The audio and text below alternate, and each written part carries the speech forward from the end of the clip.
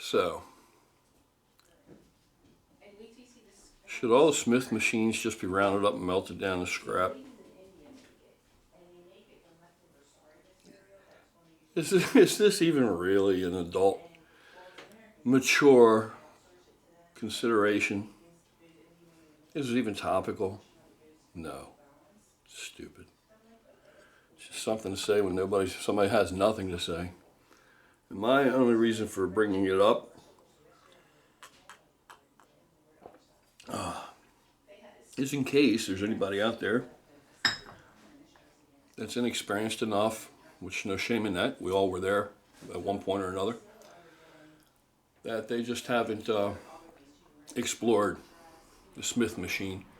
You know, there's a pratfall that you can get into with something like a Smith machine, yes, where if you're ego lifting, because it takes the stability out of the exercise, you know, you can actually, you're wedging yourself between whatever you're seated on or lying upon and the bar, and you're pushing against the slides, you know, the bearings as you're pushing upwards. So you're going to be able to, are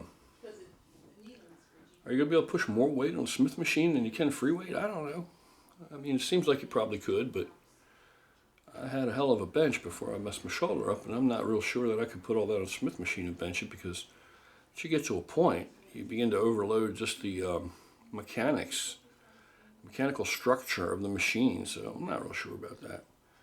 But I guess you could. I mean, Marcus Rule used to bench incline like mad amounts of weight on a Smith machine. So what good is a Smith machine? Well, like I said, if you can avoid the pratfalls, you're using it for productivity.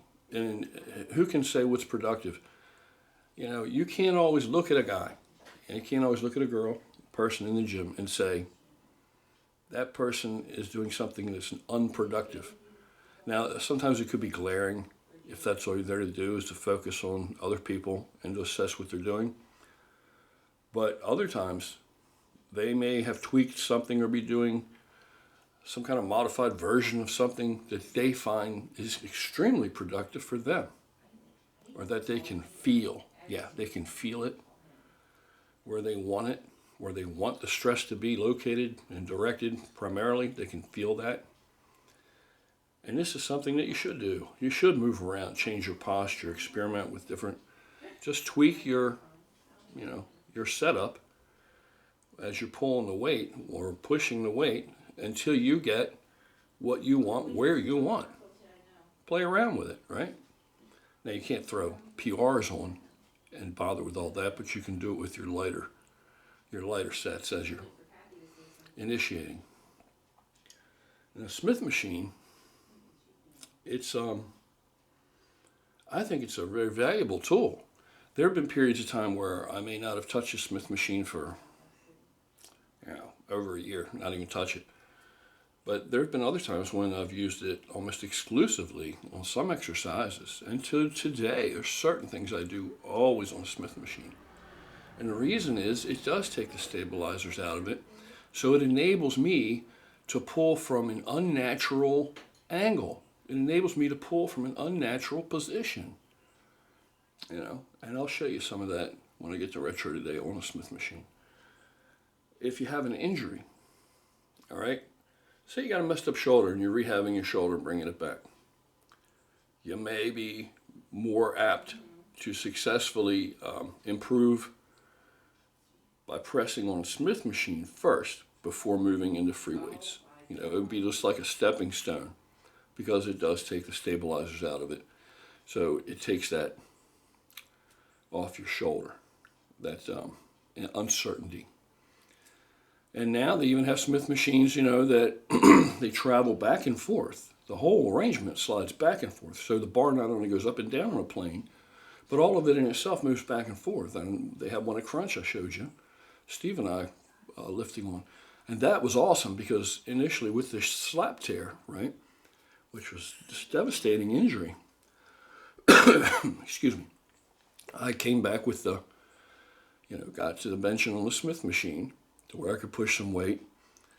Got to this other version of a Smith machine where it's sliding back and forth, so that brings in a whole different feel that totally links or gaps the distance between the standardized Smith machine that's just straight up and down, or they're on a little angle, but you can't move them this way, right? Regular Smith machine that you're all accustomed to. It bridges the gap between that and free weights. It literally does. So you begin to bring stabilizers in and stuff. You can bring them in into your own comfort level that way. Then move into the free weight area.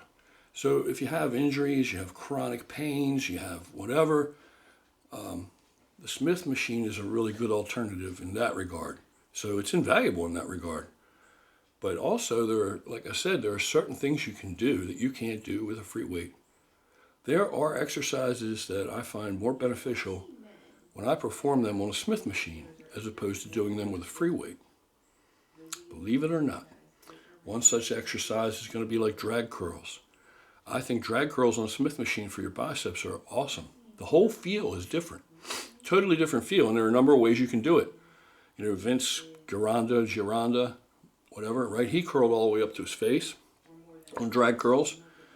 So you can do it that way, or you can just pull up part way and curl up like this. I'll show you today. I'll demonstrate it. But if you have never tried it, try it. It's a whole different feel in your biceps, okay? Don't believe people telling you you only need 2 exercises for biceps, or you can't really isolate it so much, and these angles aren't going to make a difference. It makes a difference. Do it yourself and you see what it feels like. I guarantee you, you'll feel it in a part of your bicep. It'll fatigue your bicep in a way nothing else does. Whole different area. Whole different area. So yeah, it's the same muscle, but you're placing the stress more, you know how the stress comes on at a curve, right? You're changing that curve. You're changing that curve. I don't know. It's kind of like messing around with the advance, right? On your ignition on your car, where something comes on, you're changing the curve a little bit of that advance. Yeah, same thing. Try it for yourself. Don't take everybody's word for everything. Try things for yourself, feel things out for yourself, because you're the creator of your own physique. You're the designer, right? You have in your mind what you're looking to accomplish. It's not really anybody else's business. If they're interested and you share those things in common, you can discuss them. But it's an individual thing. It's not a team sport. Also, you know, I love upright rows on Smith machine, and I'm going to tell you a secret, in my opinion.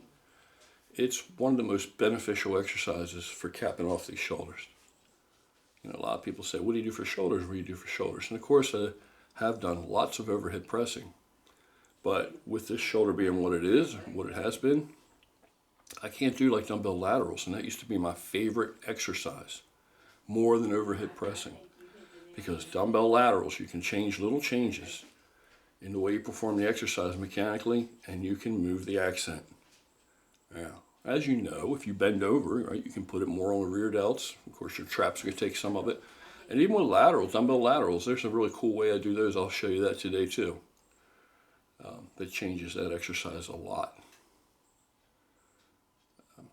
So, let's get to retro and go from there. All right, Andrew. Yo. There's some people are of the opinion on YouTube that Smith machines should be melted down into scrap. That every one of them is junk and they have no use. I think they have their place. I think everything in the gym has a place. So, for example, if anybody's familiar with Jay Cutler, I've seen numerous videos of him squatting on a Smith machine to hit his quads. I've seen almost every pro I know use a Smith machine for something. Kevin Levrone does a Smith machine behind the neck presses. So I always kind of looked at it as if the greatest bodybuilders in the world are using it, it must have a place. I think you should build a foundation with the free weights, but, you know, find ways to, you know, trick your body and incorporate different stuff. We're doing some calf raises here with it, so I feel like it's got its place. I've done it for barbell rows before. I know Dusty Hanshaw, he's sent me videos or put videos up doing barbell rows on it. You know, so it has its place. I think that shouldn't be scrapped for sure, especially the ones that are, you know, sturdy and have a good lock on them like these. I've seen you. I saw you today doing. What were you doing on it today?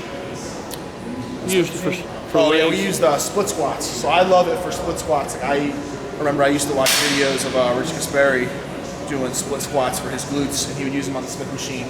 And he would always put his leg up and step back, and that's one of the ways he built his glutes. So, like I said, another example of a pro who used it and was very successful in bodybuilding. I like it because you can direct the stress. You can direct the accent to a different and unnatural angle. You can't reproduce with free weights. Yeah, I mean, I agree. I think it has its place, you know. It's like, I think free weights are the best, but, you know, this is something that keeps you locked, keeps the tension on the muscle. You don't have to worry about anything else but isolating that muscle. So, for example, when I'm doing a split squat, when I come back, I don't have to worry about the bar moving all over the place. Everything's stationary. All I can do is focus on my glute in the back and then my quad in the front and driving it up. So, definitely not a waste of space. I like it. A couple things that I like it for. I like it for doing drag curls, either like this, Yep. which is a whole different feel, and see how I can lean back. Yeah. I can't do this with free weights. Or you can do it all the way from here. Yep. And it's a whole different feel. There's no weight on it, it's a little difficult. It's a whole different feel. And see how I lean back, pull myself up, and I do the same thing when I do it this way. When I do it like upright rows, I like to pull back, and I lean back, and pull up, I lean back, pull myself up into it like this, kind of. Yeah. And it's a whole different exercise. And you can't do this with free weights. You can't do it with free weights. And it's awesome for my delts.